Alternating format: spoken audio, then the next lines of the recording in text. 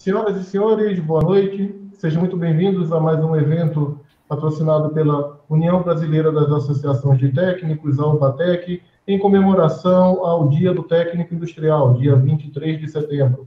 Já iniciamos atividades desde o início do mês e já confirmado que entramos para o mês de outubro com atividades. Então, estamos emendando um mês com o outro em comemoração, dando continuidade.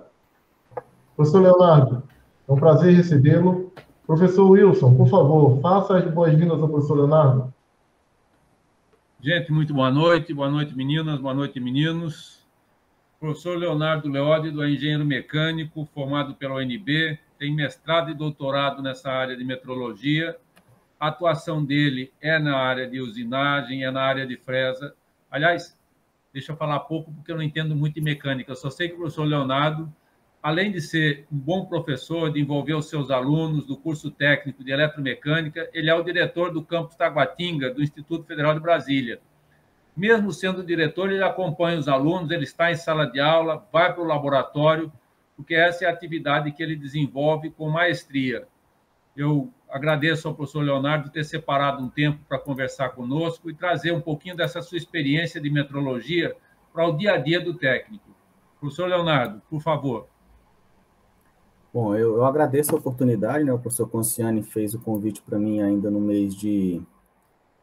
começo do mês de setembro, né? E aí eu consegui aqui um espaço para poder falar com vocês. Eu acredito bastante no ensino técnico, né? Já estou no ensino técnico desde 2010, já são 11 anos de trabalho com os técnicos, né? Sempre em cargo de gestão, mas sempre atuando em sala de aula, sempre com a disciplina que é mais do meu lado, por conta do cargo de gestão, né? Não consigo pegar muitas outras disciplinas, que é a metrologia, né? Então, eu vi a oportunidade de, nesse ciclo de palestras, passar um pouco para os técnicos industriais a importância da metrologia para o dia a dia, né? E como eles podem aplicar isso com conceitos básicos que podem ser aplicados no dia a dia. Então, eu fiz uma apresentação que apresenta um pouco o que é metrologia, para quem não está habituado, para quem ainda não teve a oportunidade de cursar ou de fazer algum estudo na área de metrologia, e depois eu apresento alguns conceitos fundamentais que podem ser utilizados no dia a dia. Obviamente, para estender ou para ampliar, né, dar todos os detalhes dos conceitos, é necessário um curso aí de pelo menos umas 40 ou 50 horas aí, para poder passar todo o conteúdo, né, que é exatamente a disciplina que eu faço nos cursos técnicos onde eu atuo. Mas eu acredito que hoje vai dar para a gente ter uma noção aí de como a importância da metrologia e como ela pode ser aplicada no nosso dia a dia, né? Então, agradeço a oportunidade a todos aí. Vou compartilhar minha tela agora, de uma apresentação, tá? Aqui.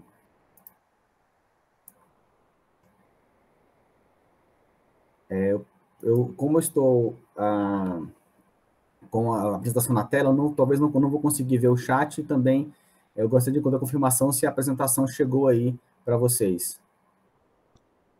Chegou, professor, está perfeito. Legal, então vamos lá então. Bom, então, a ideia é falar da metrologia, né, no dia a dia do técnico industrial, e eu sempre aproveito essas oportunidades para falar da metrologia como um todo, não só especificamente para um nicho de atuação técnica, mas porque eu entendo que a metrologia ela é aplicada em qualquer área do conhecimento, desde a biologia, química, física, engenharia como um todo, né, até no nosso dia a dia a gente pode aí utilizar da metrologia para poder entender o que acontece à nossa volta, né? Então, eu dou esse panorama geral sobre metrologia e depois eu falo um pouco mais específico aí do dia a dia do técnico. Bom, então hoje eu vou falar um pouco sobre o que é metrologia, fazer um pequeno histórico e falar um pouco da metrologia no dia a dia, separado em três tópicos: erro de medição, seleção de instrumentos e critérios de aceitação.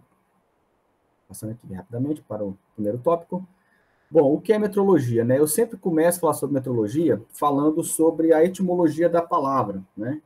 É comum as pessoas confundirem metrologia com meteorologia. Eu mesmo fiz essa confusão quando entrei na graduação, que eu peguei lá a grade curricular, eu vi lá o nome, né, e rapidamente associei a meteorologia, né? E são ciências completamente diferentes, né? Então, eu começo explicando metrologia pela etimologia, porque já dá a direção do que é a metrologia para o dia a dia do técnico e do cientista, né? Então, metrologia a gente pode dividir em duas palavras, metro e logia. Metro é uma palavra grega que significa medir, e logia também vem da palavra grega logos, que significa estudo. Então, a gente pode dizer que metrologia é o estudo da medição, o estudo de medir, o estudo do ato de medir, né? Então, tudo aquilo que é relacionado à medição de qualquer tipo de grandeza física, química, biológica, a metrologia é o que vai dar o suporte técnico para que a gente consiga executar, realizar essas medições de forma adequada. Bom, para falar disso daí, a gente começa a falar, entender o que é medição, né? O que é medir. Então, eu costumo iniciar trazendo para a gente o que seriam medições naturais, né?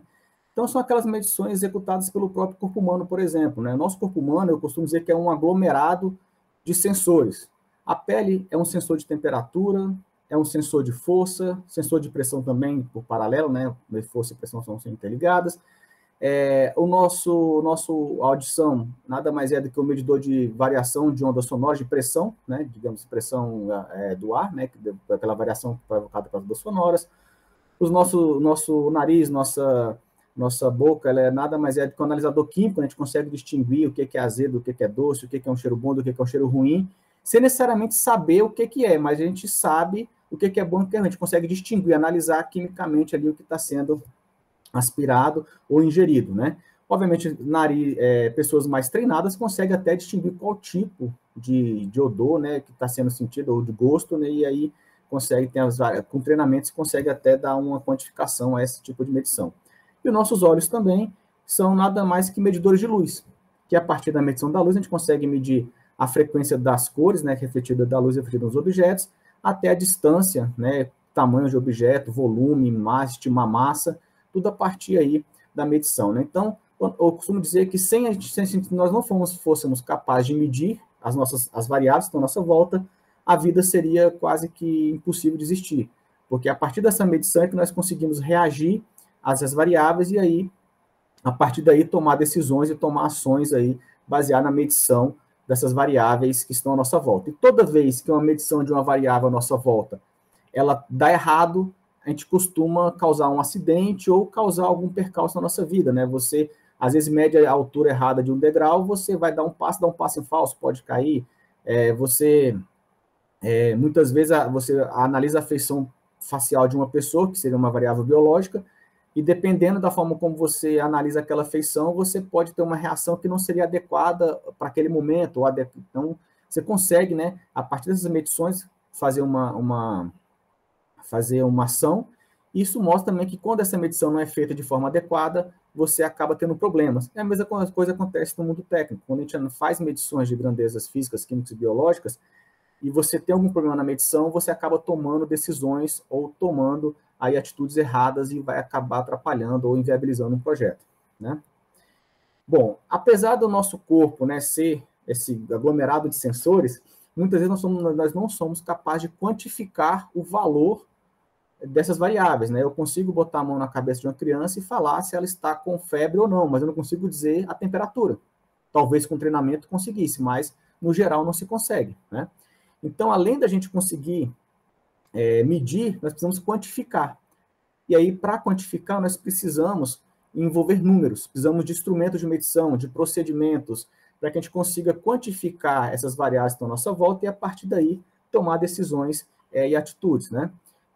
Antigamente, bastava as medições naturais já eram suficientes para a gente poder tomar decisões, sem necessariamente quantificar, né? Então, a gente pode pegar aí nos tempos remotos que as pessoas conseguiam, né, de certa forma, ter relação sem necessariamente quantificar um valor. Mas a partir que essas relações começaram a se tornar mais intensas, começaram a se tornar mais complexas, essa quantificação se tornou cada vez mais necessária. E tudo isso que eu falei pode ser resumido nessa frase do físico William Thomson, né, que é o Lord Kelvin, né, que é o responsável aí pela escala Kelvin de temperatura, onde ele fala: se você puder medir aquilo de que estiver falando e conseguir expressá-lo em números, você conhece alguma coisa sobre o assunto. Mas quando você não pode expressá-lo em números, seu conhecimento é escasso e insatisfatório, né? Então, isso mostra que quando a gente consegue quantificar daquilo que eu estou falando, eu realmente sei alguma coisa sobre aquilo. Mas quando eu não consigo quantificar, o que eu conheço, ele é escasso e muitas vezes insatisfatório, especialmente dentro do mundo da ciência, né, do mundo técnico aí. E essa definição, né, essa frase dada pelo Lord Kelvin aí, ela pode ser melhorada da seguinte forma: além da quantificação, eu preciso colocar uma referência, tá? Ou seja, eu poderia falar essa frase aí da seguinte forma: se você puder medir aquilo que estiver falando e conseguir expressá-lo em números e uma referência, você conhece alguma coisa sobre o assunto. O que seria referência? É uma unidade, né? Eu não consigo, né, falar expressar uma grandeza qualquer simplesmente pelo número, pela quantificação dela. Eu preciso ter uma referência, que pode ser desde uma unidade de medida, como pode ser até um material de referência, ou ambos, tá? Então, para a gente conhecer completamente o que está à nossa volta, além de eu ser capaz de medir, eu tenho que ser capaz de quantificar, e essa quantificação tem que vir junto com uma referência, tá? Então, por isso que a gente costuma dizer que um número solto nada mais é que um número, e ele só vai ter um significado a partir do momento que você tem uma referência, né? Enquanto você não tiver uma referência, é simplesmente um número jogado ao vento, né? Como acontece no nosso dia a dia, né? A gente, muitas vezes, as empresas se valem dessa falta de referência para poder vender um serviço de uma forma e entregar de outra, né? Por exemplo, o que acontece aí nas contratações de conexões com a internet, onde eu contrato uma internet de 100 mega, que nada mais é do que 100 elevado a 10 a sexta, né? Ou seja, 100 milhões, né? Que é o que se vende, né? 100 megas seriam 100 milhões, mas é um número sozinho. Mas se você for as letras miúdas, eles falam que é 100 milhões de bits, mas a gente entende que seria bytes, porque a gente está acostumado a comprar computador, pendrive, disco rígido por byte. Mas quando é velocidade de conexão, a unidade usada é o bit. E qual que é a diferença? O bit ele é 8 vezes menor do que o byte. Então, uma internet de 100 mega, que a gente acha que vai ser 100 megabytes por segundo, na verdade é 100 megabits por segundo, que dá 16 alguma coisa megabytes por segundo, né? Então, isso mostra que mesmo no dia a dia a importância de ter conhecimento e de ter uma unidade de referência, né? Então, eu costumo falar com os alunos, né, que a partir do curso de metrologia eles estão proibidos de chegar no mercado e falar eu quero 2 quilos de carne, porque 2 quilos de carne nada mais é do que 2.000 carnes, mas não tem a unidade, então o certo é falar 2.000 quilogramas de carne, né? Então, são pequenos detalhes aí do dia a dia que quem é metrologista acaba tendo esse ouvido, essa fala apurada para evitar esses erros aí do dia a dia e fazer com que as relações aí sejam um pouco mais coerentes e consistentes com o mundo técnico, né? Bom, falando um pouco do histórico aqui, rapidamente, né? Então, começando aqui com a unidade de medida, antigamente, né, não se tinha unidade de medida padrão. Então, nós temos aí nessas imagens, 2 exemplos de padrões utilizados como unidade de medida de comprimento, né? Esses são castelos da Idade Média, lá de Portugal, onde mostra aí marcações nas paredes do castelo que eram usados como referências para unidade de comprimento. Por que se começa sempre a falar de unidade de medida pela unidade de comprimento? Porque é a unidade que mais o ser humano precisou utilizar primeiro para poder referenciar aquilo que ele já fazia de forma natural. Antes ele media a distância de uma forma aleatória. Agora ele precisa medir uma distância para calcular a área de um terreno, para calcular o tamanho, a quantidade de tecido. A partir do comprimento ele consegue determinar a área, e se ele botar a altura ele tem um volume, então a partir do volume ele consegue estimar a massa de algum produto. Então ele precisa sempre, a partir da unidade de comprimento, foi o que impulsionou essa definição de uma unidade padrão relacionada a uma grandeza. Isso começou pela de comprimento. Então temos aí exemplos, né, medievais de unidades padrão de comprimento, né? Além disso, em paralelo e junto, né, nós tínhamos aí também unidades baseadas na anatomia humana. Aí nós temos a polegada, o palmo, o pé, a jarda, o passo, a braça, né? São unidades aí que foram estabelecidas a partir da anatomia humana, né?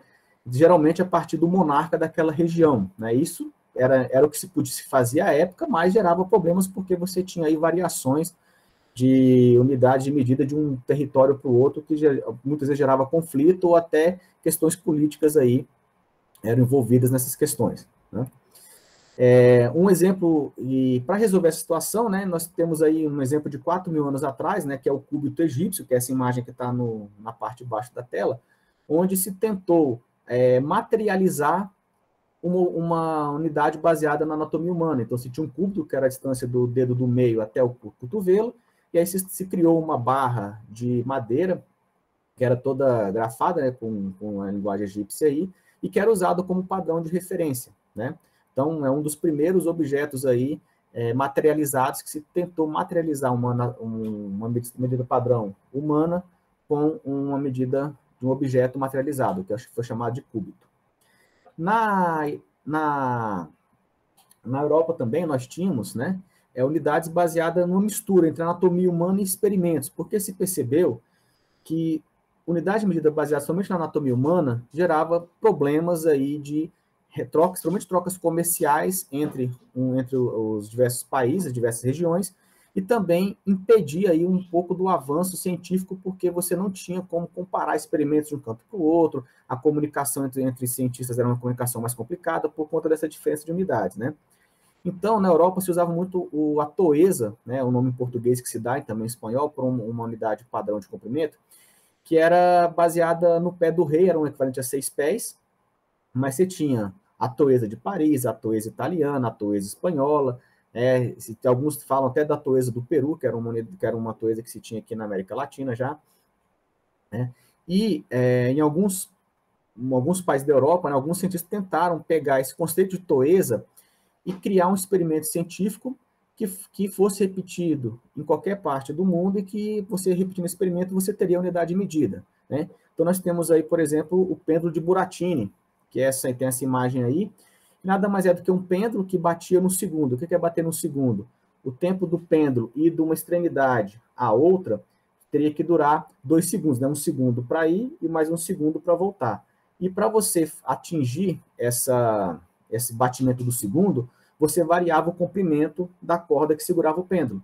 E aí, a hora que você conseguisse fazer o pêndulo bater no segundo, esse comprimento da corda seria a sua unidade padrão de comprimento, né?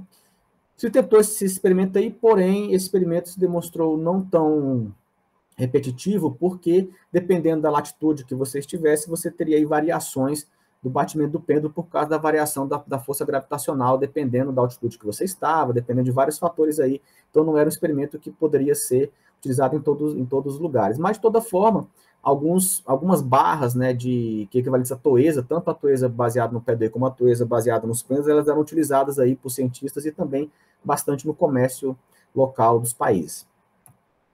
E aí até que chegamos na Revolução do Metro. Tudo começou em 1789 com a Revolução Francesa, tá? A Revolução Francesa, uma das que ela tinha lá no seu caderno lá de pedidos, seu caderno de ordenanças, uma das determinações era exatamente não utilizar mais o sistema baseado na anatomia humana, especialmente porque essa anatomia humana se referia ao rei, né? E aí montaram lá um grupo de cientistas com Lavoisier, Condorcet, um grupo grande, Lagrange, um grupo grande de cientistas para poder eles desenvolverem uma unidade padrão de comprimento que não fosse mais baseada na anatomia humana. E se criou aí a unidade de medida metro, né? O nome foi escolhido metro porque significa medir, foi um nome que eles escolheram, o metro não é metro porque ele nasceu metro, mas ele é metro porque foi escolhido, foi batizado como metro. Então, eles encarregaram outro grupo de cientistas para fazer a medição, né, do meridiano terrestre, né? E se estabeleceu que o metro seria a 10.000.000ª parte de 1/4 do meridiano terrestre. É complicado a definição, mas era um experimento que, entre aspas, poderia ser, que não teria influências aí de monarcas ou influências humanas, né? Seria baseado somente nessa questão física do próprio planeta. Fizeram a medição desse 4º meridiano terrestre, né? Foi uma época complicada, fizeram a medição do meridiano que vai de Dunkerque, passa por Dunkerque na França, vai até Barcelona na Espanha. Foi cheio de percalços, depois tem um artigo que vocês podem consultar aqui em português que fala todo o detalhe dessa jornada. E aí no final eles criaram barras de platina que equivaleriam a 1 metro, né? Baseado nessa definição, e também estabeleceram o quilograma como sendo unidade padrão de massa. Construíram um cilindro de platina, e aí falaram assim, a partir de hoje, esse cilindro de platina ele equivale a 1 metro, né? Então, utilizaram isso aí como padrão. Além disso, aqui nós temos aqui a imagem, né, do metro padrão da barra, à esquerda, e à direita nós temos aí o nosso padrão de massa, que é o quilograma, tá? Essa barra que aparece à esquerda, essa barra em X, já é uma barra mais moderna, criada depois da Revolução Francesa, que a barra inicial ela era retangular, só que ela fletia, ela tinha problemas de acabamento, e aí se criou uma barra em X, isso em 1800 e não lembro exatamente o ano, mas se criou essa barra em X, onde ela tinha menos problema de fletir, e também não eram mais utilizados os extremos para ser o metro, eram utilizados planos neutros na parte mais para dentro, um pouco da borda da barra, né? Mas a massa padrão também foi substituída por um bloco de platina que tinha a mesma altura e um cilindro, a mesma altura e o mesmo diâmetro, que também equivaleria ao quilograma, né? E essa definição do metro ela foi evoluindo ao longo do tempo, até chegar na definição atual, que eu vou falar para vocês logo, que fala qual que é a definição do metro hoje em dia, né? Além da definição do metro e do quilograma, foi criado, não foi, digamos assim, ratificado o sistema decimal, ou seja, a gente sempre vai pegar a unidade e dividir por múltiplos de 10, né? Tanto para unidades maiores do que a unidade e para números menores do que a unidade. E com isso nós tivemos a criação dos prefixos, né? Então nós temos a criação do quilo, a criação para cima foi a criação do déci, do hecto e do quilo, e para baixo da unidade foi a criação do déci, que vem decimal, o cent, que é o cent, né, igual a gente usa no centímetro, e também veio aí o mili. E ao longo dos anos foram sendo criados mais prefixos para números maiores e prefixos para números menores, né? Quando a gente fala um número que é acima da unidade, nós chamamos de múltiplos, e quando é abaixo, chamamos de submúltiplos. Então, para cima, hoje nós temos, como eu falei, né, o deca e o hecto, que é pouco utilizado, mas nós temos o quilo, que é bastante utilizado, o mega, o giga, o tera, e vai lá para cima até o 10 elevado a 24. E para menores que a unidade, nós temos aí o déci, o cent e o mili, que é bastante utilizado. Depois nós temos o micro, aí temos o nano, temos o pico, o fento, e aí vai para baixo até o 10 a menos 24 também, né? Então, esse sistema criado, ele permite que a gente mantenha a unidade e varie só os prefixos, e assim a mesma unidade pode ser usada em vários domínios. Então, hoje, por exemplo, na mecânica, se utiliza o milímetro, né, ou como popularmente se chama milímetro, apesar de que desde o ano passado esse nome não é mais, ele está em mudança, se deve se chamar milímetro. Que nada mais é do que o mili, que é o prefixo 10 a menos 3, acrescido à unidade metro. E o quilograma? O quilograma é o prefixo quilo, que é 10 elevado à terceira, acrescido à unidade grama, né? Ou se eu pegar o quilômetro, né, para ficar na mesma unidade, quilômetro, milímetro. Então eu tenho, a unidade é a mesma, metro, só que eu variei o prefixo mili para quilo. Então hoje na mecânica eu uso o milímetro, mas na engenharia civil é muito utilizado o centímetro, ou centímetro, né, que é 10 elevado a menos 2. Observem que a unidade é a mesma, só varia o prefixo. Então isso permite com que eu, dentro de diversas áreas que eu estou estudando, eu utilize a mesma unidade para o mesmo tipo de grandeza e varie só o prefixo, sem precisar necessariamente variar a unidade. O que não acontece nos outros sistemas baseados na anatomia humana. Porque você tem lá, por exemplo, no sistema padrão americano, no sistema inglês, você tem a polegada, que é o polegar, mas o pé, ele já é diferente, ele não tem uma relação direta com a polegada, apesar de a gente saber que o pé vale tantas polegadas, mas a distância entre a polegada e o pé não é a mesma distância entre o pé e a jarda. Já são distâncias diferentes, que também não é a mesma distância da jarda para a milha. Então, você tem aí uma incoerência entre as diversas formas de representar unidades que representam a mesma grandeza, mas não tem essa questão dos múltiplos e submúltiplos que o sistema decimal trouxe aí com a definição do metro, tá? Tudo isso começou na Revolução Francesa e hoje nós temos aí já bastante evoluído essa questão dos prefixos do sistema internacional, né? E aí chegamos no sistema internacional. Então, com a criação da definição do metro, né, logo em seguida teve alguns problemas políticos, eu não vou entrar nos detalhes aqui, mas ali em 1820, 1830, ali se criou as convenções do metro, Convenções Gerais de Pesos e Medidas Internacionais, se criou o Escritório Internacional de Pesos e Medidas, e aí, regularmente, os países signatários desse sistema, eles se reúnem para fazer a definição das unidades, né? E em 1960, esse grupo se reuniu, né, desses países, e se criou aí o Sistema Internacional de Medidas, né? Que é o sistema que a gente utiliza hoje em boa parte do mundo, tá? Hoje nós só temos 3 países que não são signatários do SI, que é os Estados Unidos, há um país na costa africana, que eu não lembro exatamente o nome, e um país na Ásia, que é a Birmânia, né? Que hoje acho que até hoje mudou o nome do país, mas bom, antigamente eu conheci como Birmânia, são os países aí que não são signatários do SI. Os Estados Unidos, por exemplo, ele é signatário do sistema métrico, que foi o sistema criado lá em 1800 na Revolução Francesa e ratificado em 1825, 28 por ali. Mas ele não é signatário do SI.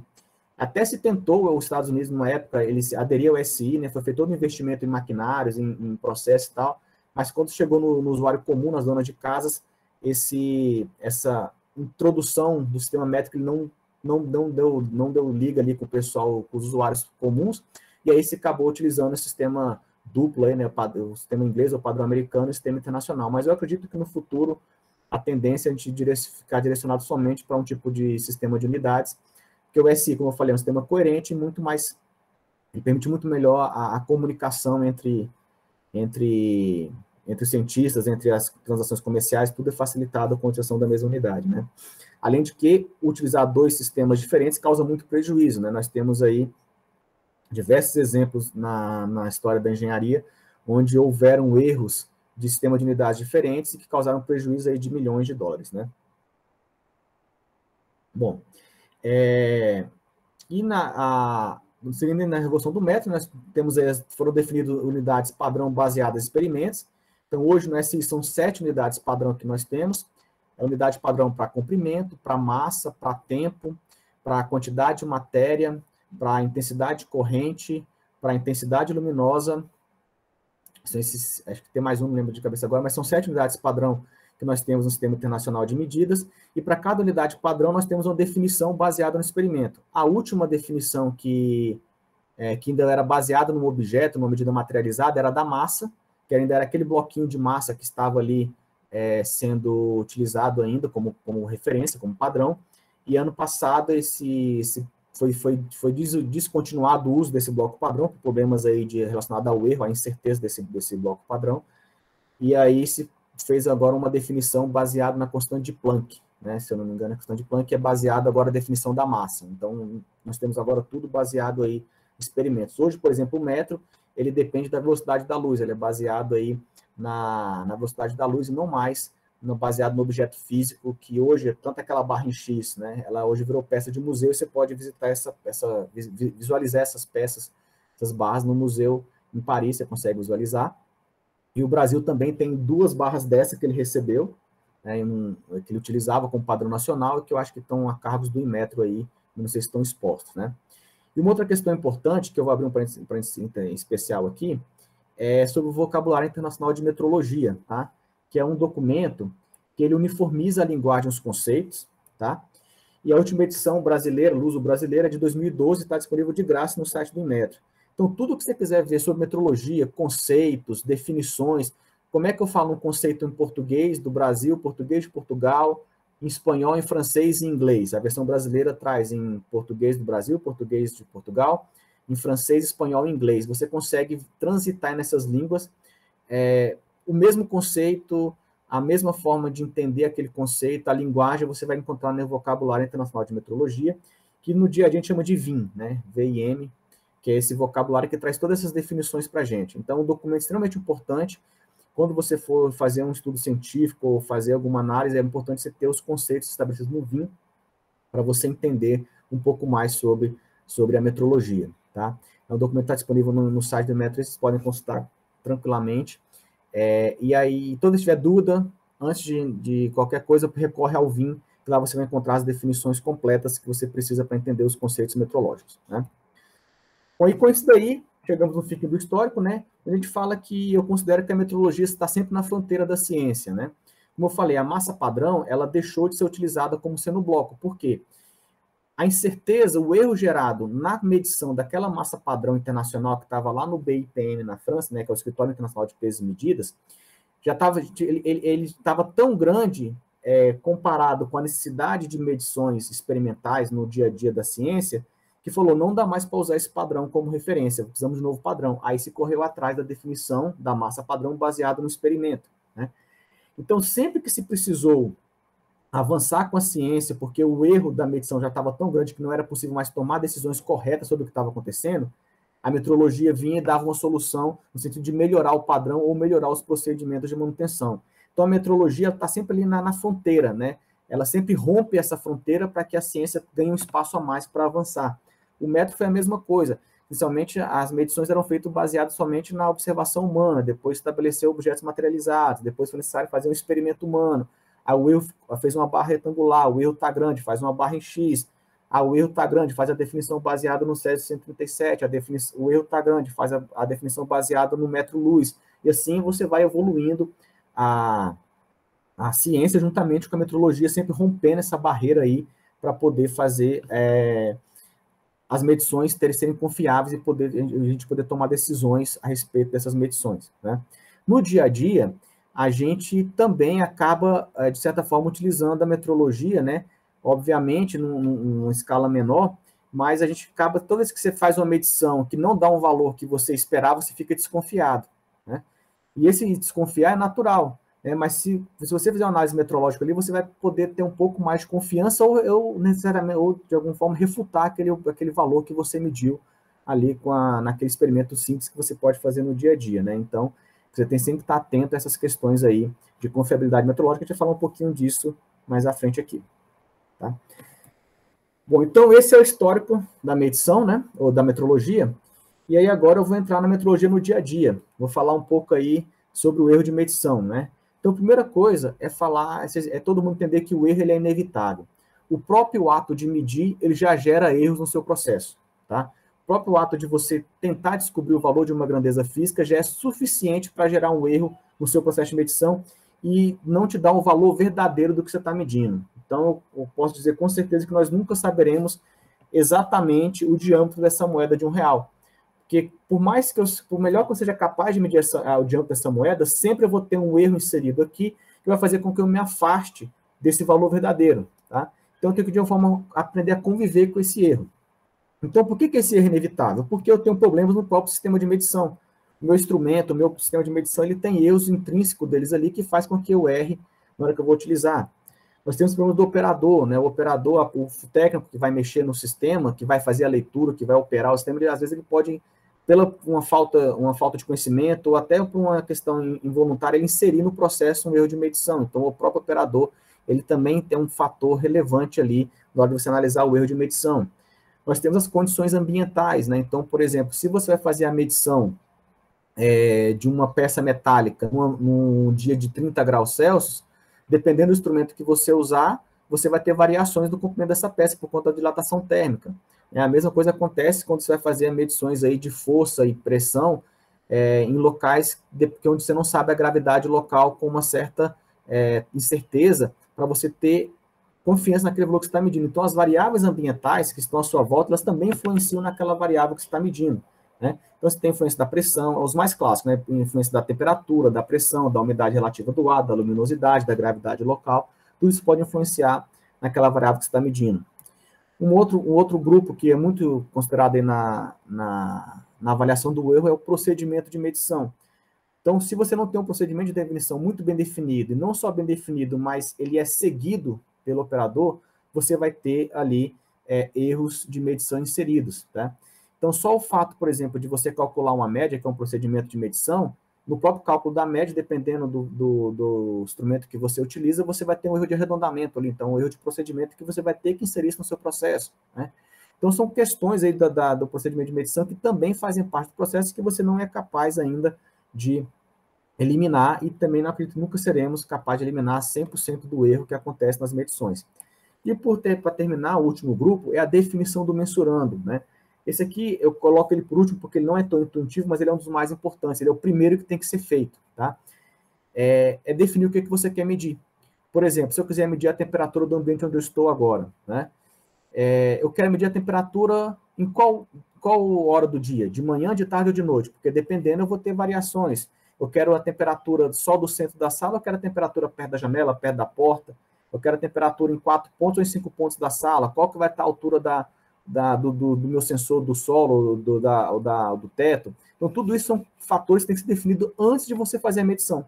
Que a partir daí, você já vai começar a avaliar onde é que pode estar os erros de medição, e ali você vai tentar reduzir onde for possível, corrigir onde for possível, e onde não for possível, você vai ter que conviver e verificar se aquele erro que você ainda ficou de sobra ali, ele é ou não compatível com a aplicação que você vai ter do resultado da sua medição, tá?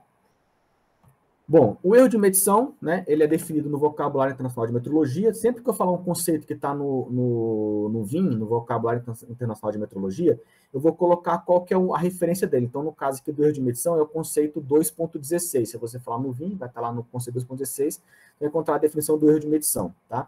que eu coloquei aqui, né? Então, aqui até é bom que eu mostre para vocês um exemplo de como o VIM funciona. Então, você tem 2.16, que é o número do conceito, o erro de medição, que é como se fala no Brasil, erro também pode ser utilizado no Brasil, somente erro, né? Aí tem 3 termos utilizados em inglês, tem o termo utilizado em francês, que é a linha erro de mesura aí, e a última linha, que é o como é que se fala em espanhol. E logo abaixo tem a definição. Diferença entre o valor medido de uma grandeza e o valor de referência. Esse DUMA, a gente não usa muito em português do Brasil, mas é muito utilizado em português de Portugal.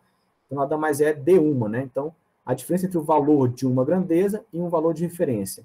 No VIM, toda vez que você tiver um conceito em negrito, quer dizer que, na explicação, quer dizer que ele também é um conceito que está escrito no VIM. Então, se você for lá no VIM procurar valor medido, grandeza ou valor de referência, você vai identificar qual que é o que significa qual a definição desse conceito de acordo com o vocabulário de metrologia, né? Depois tem algumas notas, não vou entrar no detalhe aqui, mas sempre que tem um conceito que precisa de algum detalhamento, alguma explicação a mais, ele é colocado aí para você ter esse conceito completo sem evitar conflitos. Por exemplo, a nota 2 fala assim: não se deve confundir erro de medição com o erro de produção ou erro humano, tá? Porque o que é o erro humano? É o erro do operador que eu falei lá para vocês. O erro humano, ele compõe o erro de medição, mas ele não é só o erro de medição. O que seria o erro de produção? Seria o erro de procedimento, tá? Que também ele faz parte do erro de medição, mas ele por si só não define o erro de medição por completo, tá? Então, para vocês verem como é que o nível de detalhe que ele entra aí para poder explicar os conceitos metrológicos.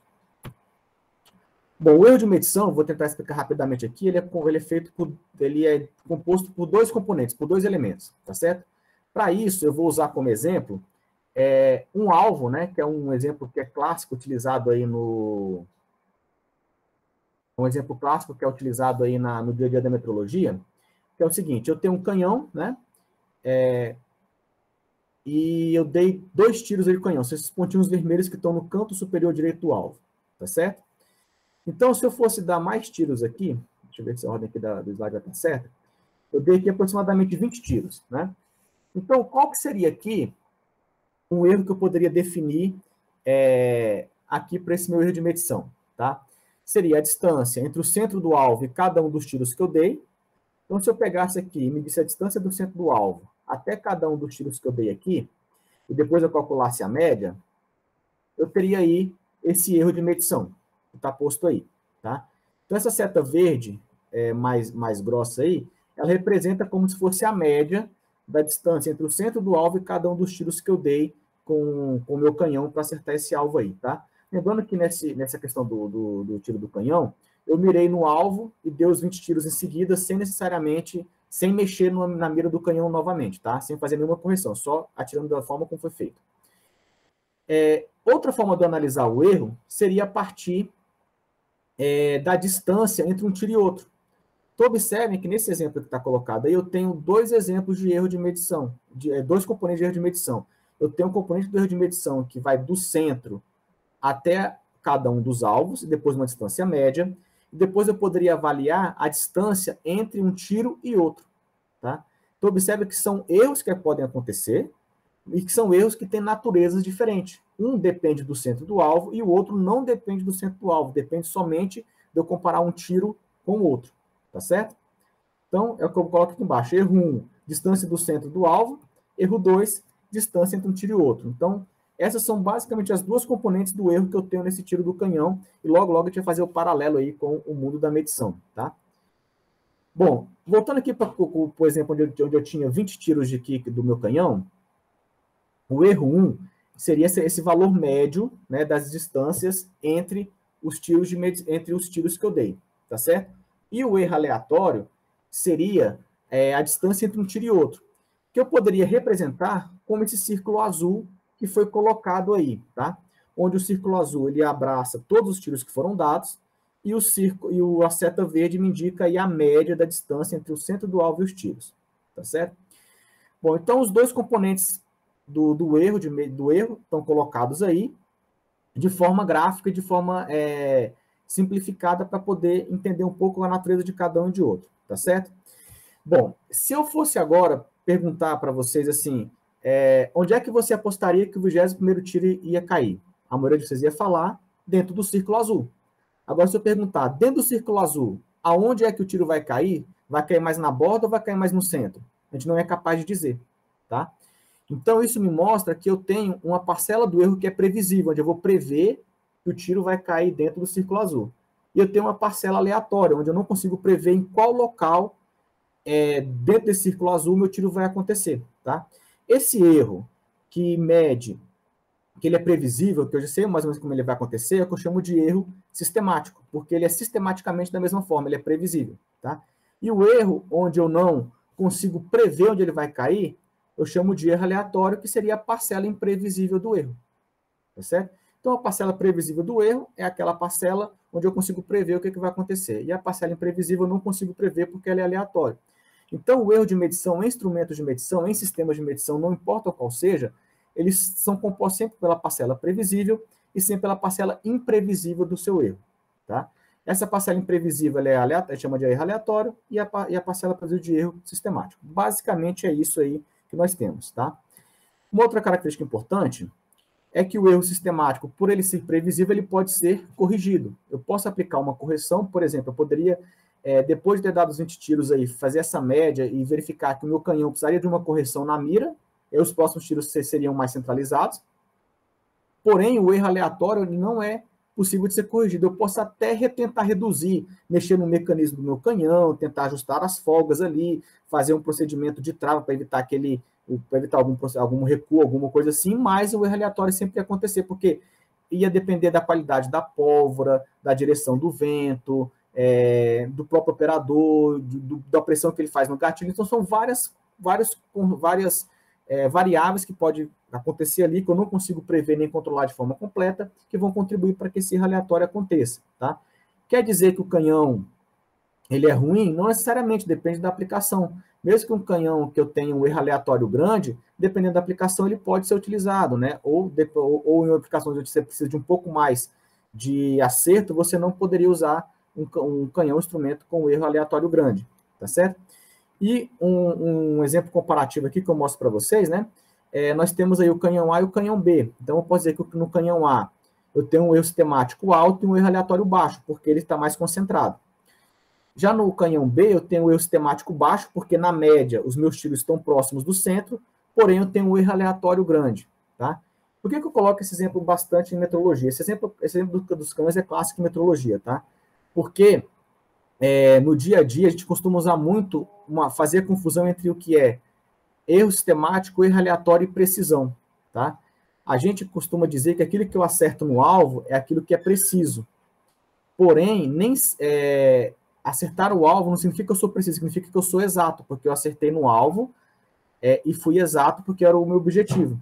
Porém, para avaliar a precisão de qualquer coisa, eu preciso sempre comparar um tiro com o outro. Lembra que o erro aleatório, eu precisava comparar um tiro com o outro, né? Se eu voltar aqui lá, vocês vão perceber que o erro aleatório eu sempre vou ter que comparar um tiro com o outro. E eu não dependo do centro. Então, um instrumento preciso, ou no caso que nós temos, um canhão preciso, é aquele que sempre acerta no mesmo lugar, mesmo que o lugar não seja o seu objetivo, tá? Então, precisão não quer dizer acertar o alvo, quer dizer que você repete bem aquilo que você faz, mesmo aquilo que você faz naquele momento não seja o seu objetivo traçado inicialmente, tá certo?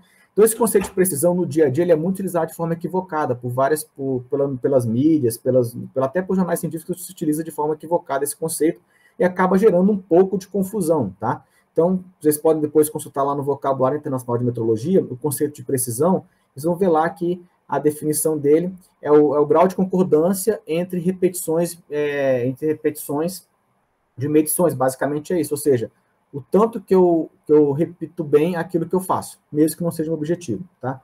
Então, qual que seria a característica ideal para o sistema de medição ideal? Exato. Porque o que é um instrumento exato? Que ele repete bem, ou seja, ele é preciso, e ele também acerta o alvo, ou seja, baixo erro sistemático. Tá? Então, o instrumento exato é aquele que tem o baixo erro sistemático e o baixo erro aleatório. Seria como se eu pegasse esse resultado do meu canhão A e colocasse no centro ali do alvo. Como é que eu faria isso? Fazendo a correção. Se eu fizesse a correção do meu canhão A no sentido contrário do que aconteceu, aquele resultado ali que está no canto superior direito viria para o centro. Ou seja, o meu sistemático seria corrigido, sobraria somente o meu aleatório. Aí, entre o canhão A e o B, eu teria o canhão A como sendo o canhão A corrigido como sendo o mais exato. tá certo? Então, o canhão B, apesar dele acertar alguns tiros mais próximos do centro, ele não é mais preciso do que o A. O A, nesse caso aqui, é mais preciso que o B, apesar de não acertar nenhum tiro no alvo, tá? Então, esse conceito de precisão e exatidão, eu gasto uma aula explicando só isso para os alunos, mostrando numericamente, qualitativamente, como é que se identifica isso daí. Mas aqui é só para vocês poderem entender essa diferenciação entre exatidão e precisão, e quando vocês forem utilizar esse conceito, ou ler algum manual, ou ler algum texto que traz esse conceito, vocês poderem lembrar dessa diferenciação que tem entre precisão e exatidão, e qualquer dúvida procurar no vocabulário internacional de metrologia para resolver a dúvida que você tem e você efetivamente identificar o que a pessoa que escreveu aquele artigo ela quis dizer quando ela falou precisão. Será que ela falou precisão confundindo com exatidão porque ela quer acertar o alvo, ou ela falou precisão dizendo efetivamente que o erro aleatório é baixo, né? Então, basicamente, isso aí que precisa ser tratado. Uma outra questão que tem que ser tratada a respeito disso daí é a diferença entre erro e incerteza, tá? Hoje em dia, a gente utiliza bastante, a gente não fala muito em erro sistemático e erro aleatório, a gente fala mais em erro sistemático e incerteza de medição, tá? Porque a incerteza de medição, ela é uma estimativa do meu erro aleatório. Eu não consigo saber meu erro aleatório de forma exata, porque ele é aleatório, então eu preciso de ferramentas estatísticas para poder estimar esse erro, né? Então, eu vou fazer uso aí de cálculo de média, de cálculo de desvio padrão, eu vou usar uma expressão que é uma expansão da série de Taylor para encontrar a incerteza da minha medição, e aí, a partir dessa incerteza, eu vou ter uma ideia da estimativa do meu erro aleatório, ele vai me dar quanto que vale ali uma estimativa do meu erro aleatório para aquela medição que eu fiz. E o erro de medição, ou o erro sistemático, né, que a gente utiliza o erro sistemático no dia a dia, ele vai me dar uma ideia do quão longe eu estou do meu valor de referência, tá? Então, o erro sistemático me diz o quão distante eu estou, no caso do centro do alvo, no caso da medição, o quão distante eu estou do meu valor de referência, e o erro aleatório me diz como que estou variando em volta da minha média, ou seja, do meu valor de referência, tá certo? Então, o erro me diz a distância que eu estou do meu valor de referência, e o erro aleatório me diz o tanto que eu estou variando em volta da minha própria média. Se eu não fizer a correção, essa média vai estar distante do meu valor de referência, e se eu fizer a correção do erro sistemático, essa variação da média vai estar em volta do meu valor de referência, tá? Então, é importante vocês entenderem isso daí, porque vocês vão conseguir agora, quando for utilizar um instrumento de medição, desde um paquímetro, uma régua, até um multímetro, ou qualquer tipo de dispositivo, um termômetro, um barômetro, vocês vão conseguir verificar ali vão conseguir identificar o que pode ser um componente sistemático, o que pode ser um componente aleatório, tá? E se você identificar um componente sistemático, você pode corrigir antes que ela aconteça ou depois que ela aconteceu. Se eu sei que eu vou medir uma peça que vai ter uma dilatação térmica, então o que eu posso fazer? Medir a peça na temperatura padrão de 20 graus Celsius, ou posso pegar, calcular quanto foi a dilatação térmica e depois fazer essa compensação da dilatação térmica na hora de fazer a minha análise do meu resultado de medição. E aí eu vou fazer essa correção e vou verificar também quanto que foi a minha incerteza, o meu erro aleatório. E aí eu vou ter uma informação global do meu fenômeno físico, né? Então, eu costumo dizer que depois da aula de metrologia, a gente deixa de acreditar no que o instrumento diz. Quando eu pego um instrumento de medição, ele me fornece aquele valor, aquela indicação, eu vou acreditar que aquele é só o passo inicial para mim entender o que aconteceu, o que está acontecendo. Quando ele me fornece aquela indicação, eu preciso, além de ter aquela indicação, eu preciso ter o quê? Informações sobre o erro sistemático e informação sobre o erro aleatório, não só do meu sistema de medição, como do meu processo de medição como um todo. Quando eu falo de sistema de medição, como é que eu identifico o erro sistemático e o erro aleatório? Eu identifico a partir de um conceito chamado calibração, tá? Que nada mais é do que um procedimento onde eu vou estabelecer sobre condições especificadas a relação entre os valores e as incertezas do padrão e as indicações do instrumento. Então, calibrar não é consertar o instrumento. Calibrar o instrumento é você, como se fosse tirar uma foto, e na hora que se revela essa foto, você vai ter o valor do seu erro sistemático e o valor do seu erro aleatório do instrumento de medição nas condições de laboratório. E você vai utilizar essa informação para poder encontrar o erro sistemático e o erro aleatório do seu processo de medição como um todo. Tá certo? E o que seria, então, arrumar um instrumento? Que é o que a gente faz no dia a dia. Seria nada mais que ajustar o instrumento, como falam no VIN. Conjunto de operações efetuadas, de modo que o sistema de medição forneça as indicações prescritas em determinados valores. Então, quando você vai lá naquele botãozinho e regula ali, que você fala que vai calibrar o sistema, ou que você vai calibrar a escala, você nada mais está fazendo que um ajuste, porque a calibração, na verdade, não é esse procedimento que você faz. A calibração é o procedimento de comparar o valor da indicação do instrumento com o valor de referência que você tem para aquele tipo de grandeza que você está fazendo, tá?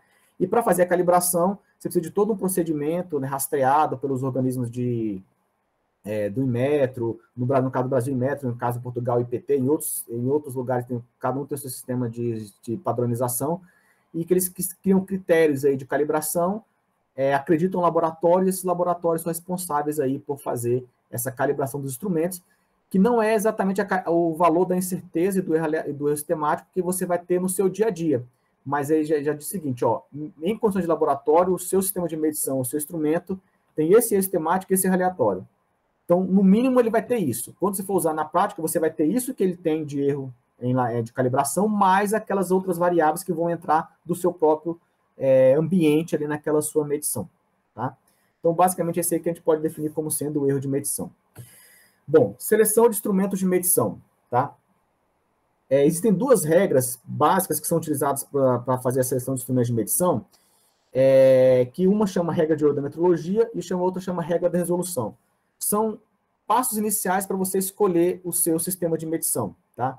Então, primeira coisa o que eu utilizo para poder definir essa minha regra de odonmetrologia, regra da resolução? Eu preciso conhecer o que eu quero medir. Ou seja, como é que eu conheço o que eu quero medir? É a partir da tolerância. Quanto que para aquela peça funcionar, ou para aquela quantidade de massa numa fábrica de remédio, ou na fábrica de alimentos, ou a quantidade, o valor da pressão num outro processo industrial, qualquer outra variável, quanto é que ela pode variar para que o meu processo funcione, né? Isso é estabelecido em projeto, em normas e por aí vai. A tensão elétrica da rede deve ser 220 volts, mais ou menos 10 volts. Esse mais ou menos 10 volts é a tolerância. Então, a partir desse tanto que eu posso errar, é que eu vou definir o valor máximo da minha incerteza que o meu instrumento pode ter e o valor da resolução que o meu instrumento pode ter, tá? Então, estão aí as duas regras, né? A incerteza máxima que o meu instrumento pode ter, meu processo de medição pode ter, geralmente se utiliza tolerância sobre 10. Então, por exemplo, se a minha tolerância é de 10 bar no processo industrial de pressão, a minha incerteza máxima do meu sistema de medição tem que ser de no máximo 1 bar, tá?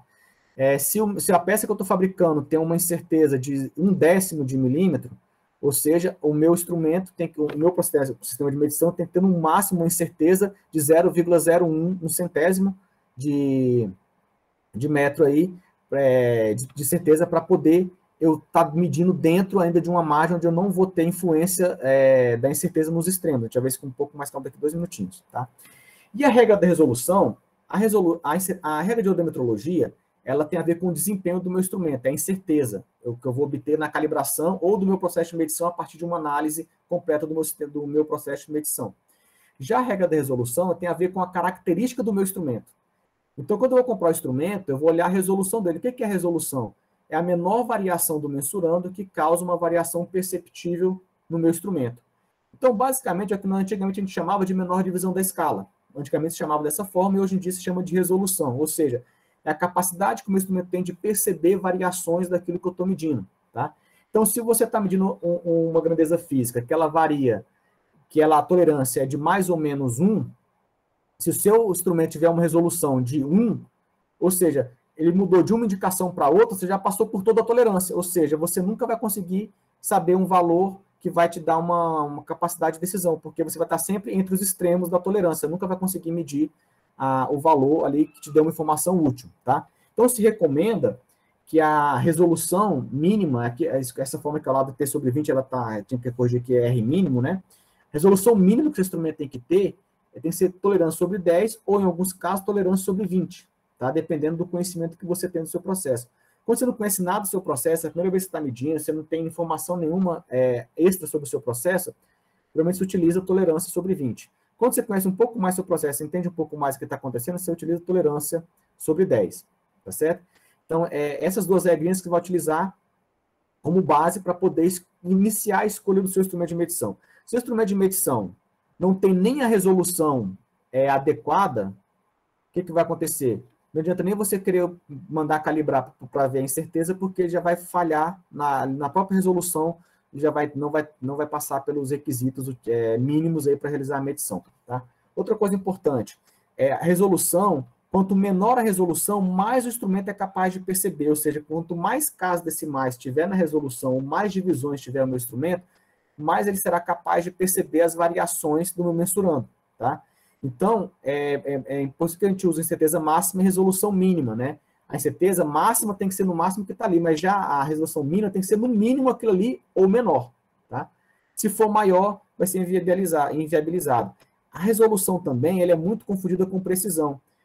Eu vejo muito assim, o tempo foi medido com a maior precisão possível. Você vai lá ver, só porque ele foi medido com 10 casas decimais, por exemplo, quer dizer que ele é mais preciso? Não. Quer dizer que ele foi medido com uma resolução de 10 casas decimais. Porque, lembrando que para saber a precisão, teria que medir no mínimo 2 vezes e comparar uma edição com a outra. Tá? Então, resolução, precisão e exatidão são 3 conceitos que são misturados aí no dia a dia do público em geral, mas no mundo técnico eles devem ser tratados de formas diferenciadas. Tá? Outras características construtivas que tem que ser utilizado para poder escolher o instrumento, né, é a resolução. Então, você define qual a resolução mínima e a incerteza máxima. Aí, o que você faz?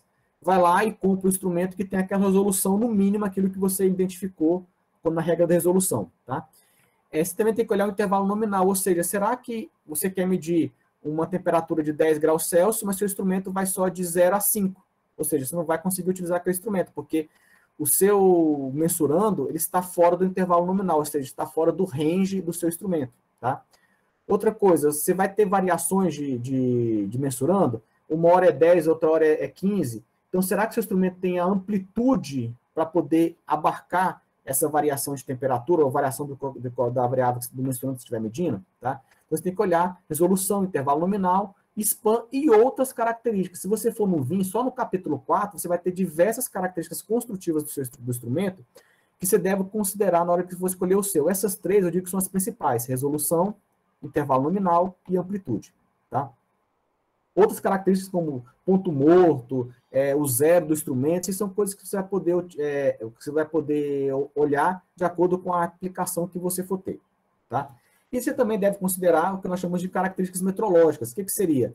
A incerteza. Na regra de ouro, eu defini a incerteza máxima, aí eu vou agora avaliar o meu processo de medição e verificar se a incerteza expandida do meu processo corresponde a, no máximo, a incerteza estabelecida na regra de ouro da metrologia.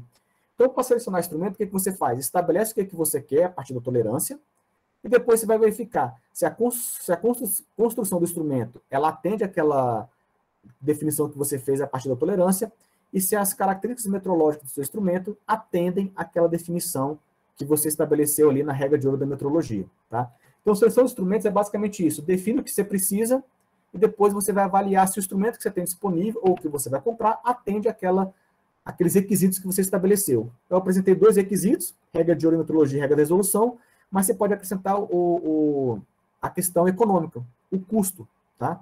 Será que vale a pena você investir na compra de um instrumento de alto valor, sendo que você não vai ter um valor agregado no produto final que vai pagar aquele investimento? Né? Por exemplo, se você vai trabalhar medindo, vendendo, por exemplo, peças, tubulações em uma loja, você pode usar um paquímetro comum. Você não precisa usar um paquímetro de aço de alta, sem erro de paralaxe, sofisticado, não, porque você vai estar investindo dinheiro que não vai ter o valor agregado no seu produto final ali. Então, além das questões metrológicas, que tem a ver com a regra de ouro, e das questões construtivas, que tem a ver com a resolução, que por si só tem a ver com a tolerância do que você está trabalhando, você também tem que avaliar as questões econômicas envolvidas no seu processo de medição como um todo. Tá?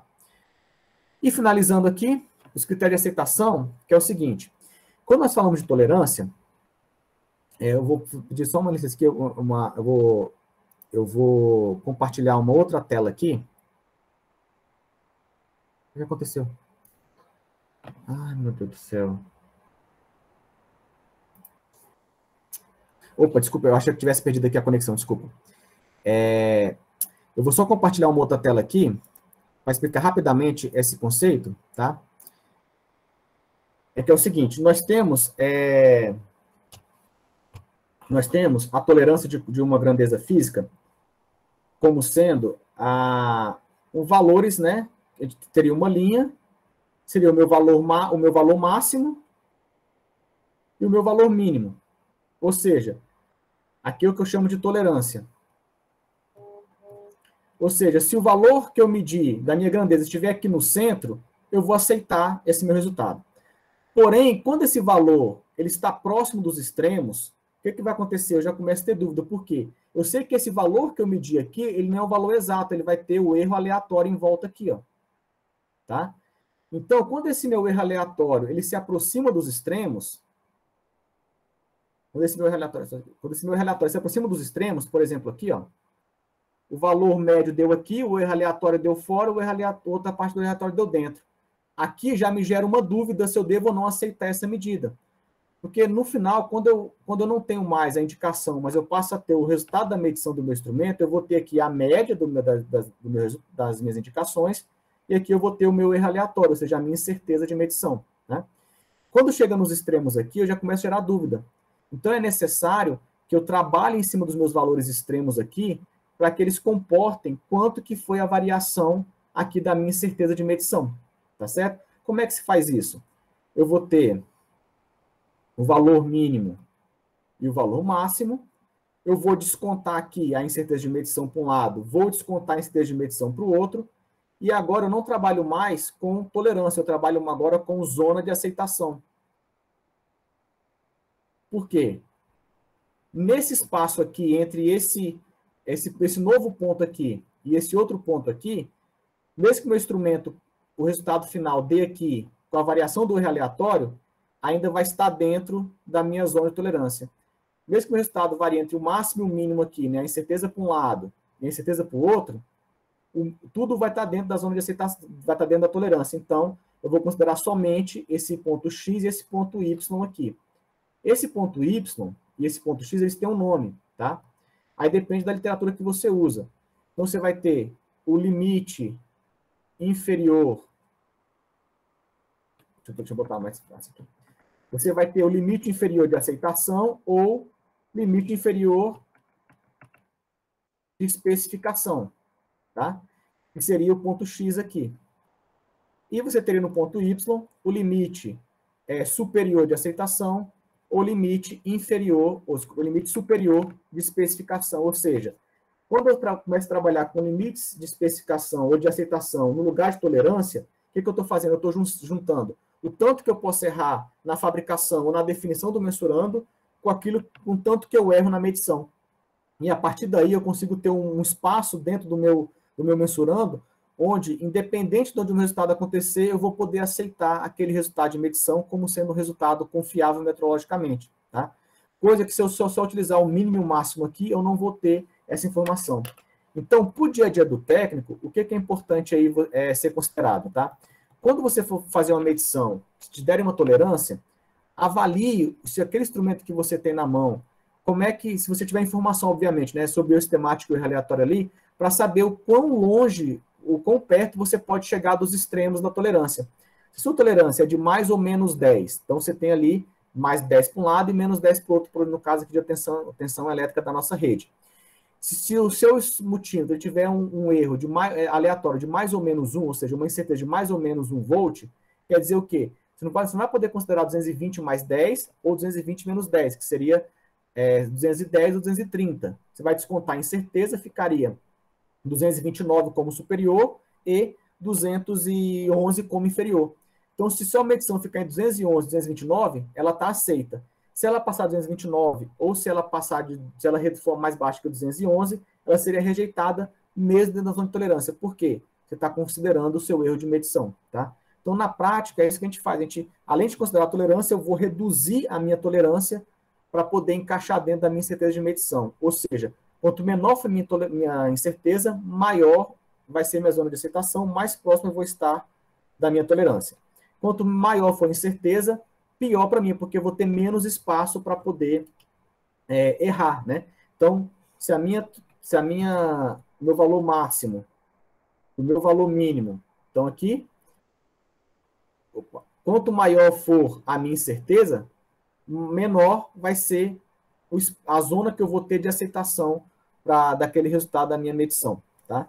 Então, isso aqui são só conceitos básicos que eu teria para passar para vocês sobre critérios de aceitação, né, foi de forma bem rápida, né, o tempo ficou um pouquinho apertado, em uma hora é difícil falar sobre tudo, mas existem na internet apostilas, manuais, né, que dão essa noção um pouco mais completa para você, inclusive com a formulação de você calcular esse limite de aceitação superior e inferior.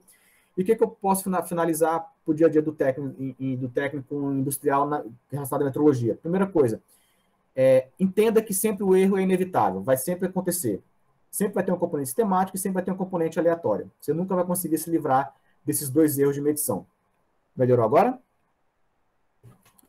Então, agora eu consigo ver o chat, né? Então, primeira coisa, o erro de medição é inevitável, sempre vai ter ele acontecer. Então, entenda que ele é inevitável e que ele sempre vai ter um componente sistemático e um componente aleatório. A sistemática pode ser corrigida e o aleatório você pode reduzir, mas você nunca vai conseguir eliminar, vai ter que conviver com ele.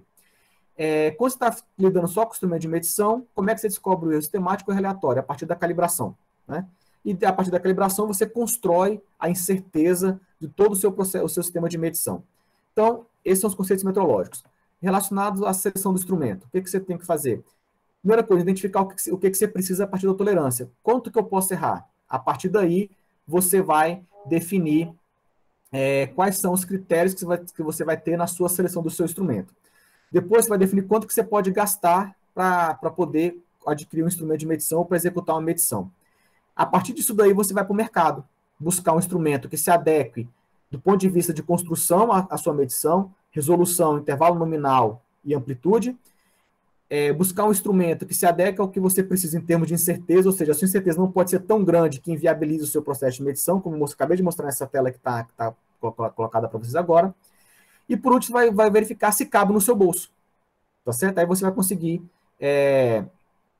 saber se você está dentro do que você tem como requisito de medição. E, por último, você vai verificar, bom, já que eu tenho meu instrumento, como é que eu vou trabalhar minha tolerância para poder ter uma zona de aceitação que me permita tomar decisões confiáveis do ponto de vista metrológico e técnico. Tá?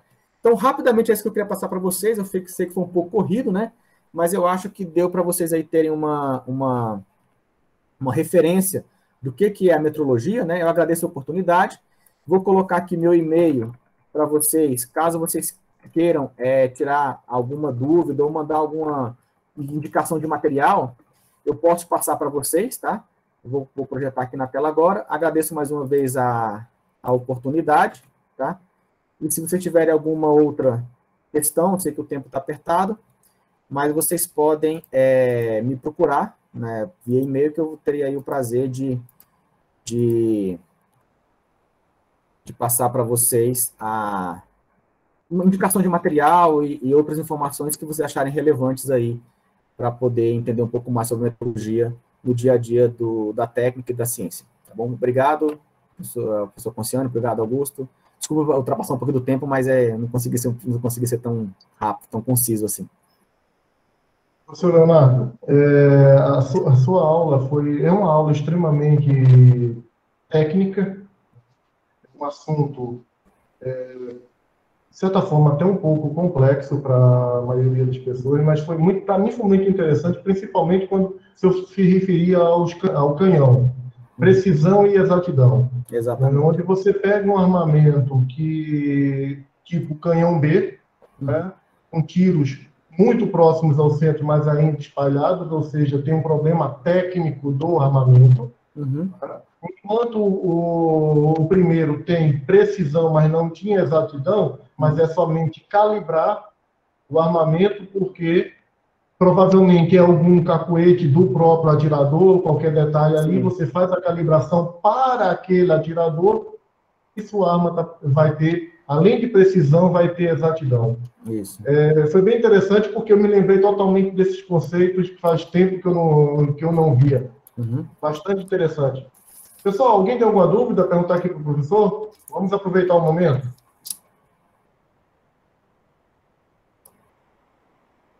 Seria exatamente isso, professor, que eu falei, com relação ao armamento? Basicamente, sim, em relação ao armamento, na verdade, o que a gente faria não era calibração, faria o ajuste, né? A gente faria o ajuste na mira para fazer a correção, para trazer aquele resultado do canhão A preciso ali em cima para o centro do alvo, né?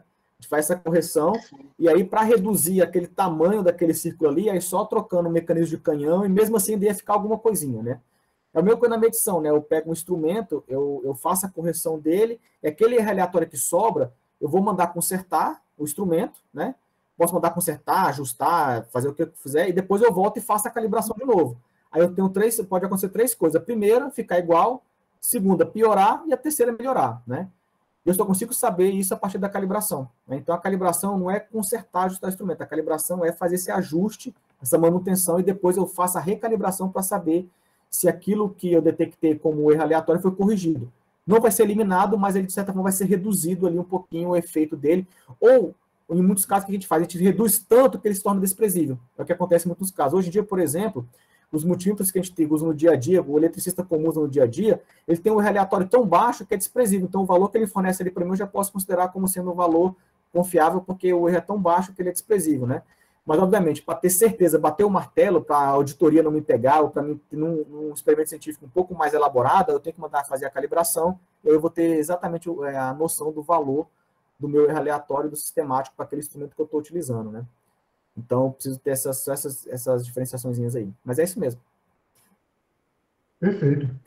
Senhores, alguma pergunta, professor? Professor Conciani? Oi, Augusto, pode falar.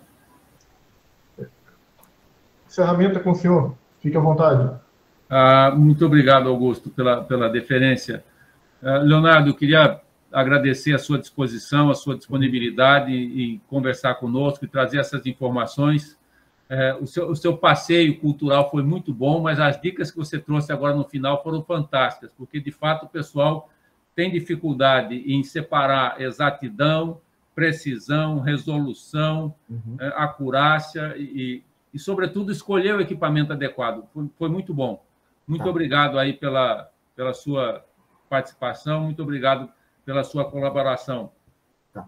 Bom, eu agradeço, espero ter atendido a expectativa de todo mundo. Eu sei que o assunto é complexo, né? Eu falei de muita coisa, de histórico até conceitos aqui, mas a ideia foi de desse panorama geral, né, para saber o laço de onde é que veio as unidades de medida, o porquê de ter essas unidades de medida, né, e onde é que elas vão culminar hoje no meu dia a dia, na seleção do meu instrumento e na compreensão dos fenômenos que acontecem ali. Eu falei, apesar de ser complexo, ele não é tão difícil de ser compreendido quando a gente começa a visualizar no dia a dia o que a gente aplica, e aí eu me coloco novamente à disposição para disponibilizar material e outras informações, caso seja necessário, aí pelo e-mail que está colocado aí, tá bom? Obrigado e até a próxima oportunidade. Obrigado, Leonardo. Nós temos aqui presente conosco agora o Marcelo Sestari e temos também o William, nosso próximo palestrante. Queria agradecer a presença de todos que estão aqui conosco, Silair, Lucas, Luiz Rocha. Muito obrigado, gente, pela sua participação, Arimateia. Presidente Augusto, muito obrigado pela oportunidade aqui de trazer o professor Leonardo e eu agradeço muito pelo seu empenho em organizar essa semana. Eu que agradeço ao senhor, porque de fato, nós sabemos quem é que realmente fez essa organização.